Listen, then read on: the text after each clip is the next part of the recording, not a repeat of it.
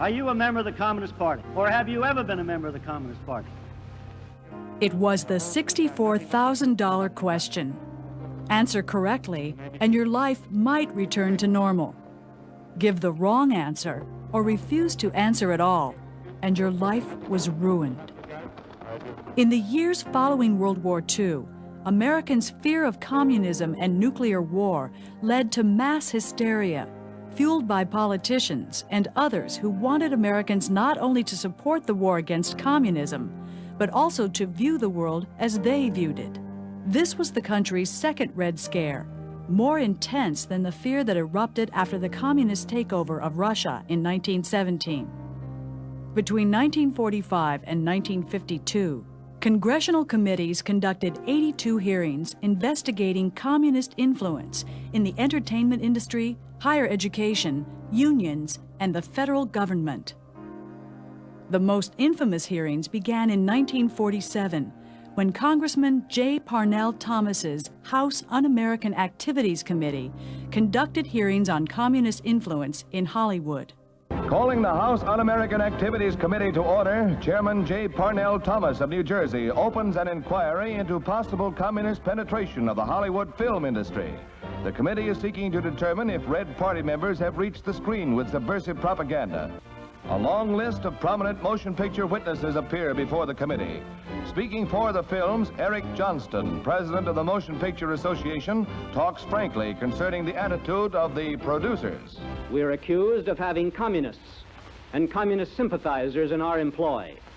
Undoubtedly, there are such persons in Hollywood, as you will find elsewhere in America. But we neither shield nor defend them. We want them exposed.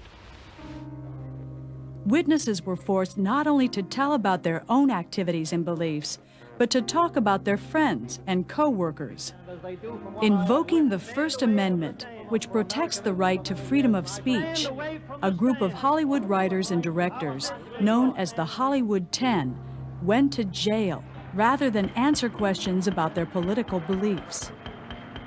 Today, we call the anti-communist hysteria of the post-war McCarthyism, a name synonymous with the excesses of Republican Senator Joseph McCarthy of Wisconsin. Between 1950 and 1954, McCarthy ran a campaign of terror from his Senate subcommittee that curbed free speech, ruined many people's lives, and made people afraid to express political opinions different from hostile anti-communists. McCarthy's reckless and undocumented accusations against government employees and others won him tremendous political power and public support. Very few had the courage to speak out against McCarthy. One of the first was Margaret Chase Smith, a Republican senator from Maine, who condemned communist witch hunts on the Senate floor on June 1, 1950. The only thing necessary for the triumph of evil is for good men to do nothing. Those of us who shout the loudest about Americanism in making character assassinations are all too frequently those who, by our own words and acts, ignore some of the basic principles of Americanism. The right to criticize, the right to hold unpopular beliefs, the right to protest, the right of independent thought. Margaret Chase Smith.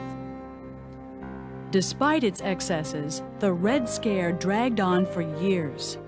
McCarthy's fall from power finally came in 1954, when he went after supposed communists in the U.S. Army.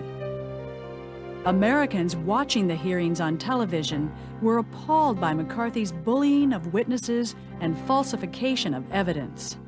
No longer finding him a political asset, Republican senators joined their Democratic colleagues in a formal censure of McCarthy. His reign of terror was over.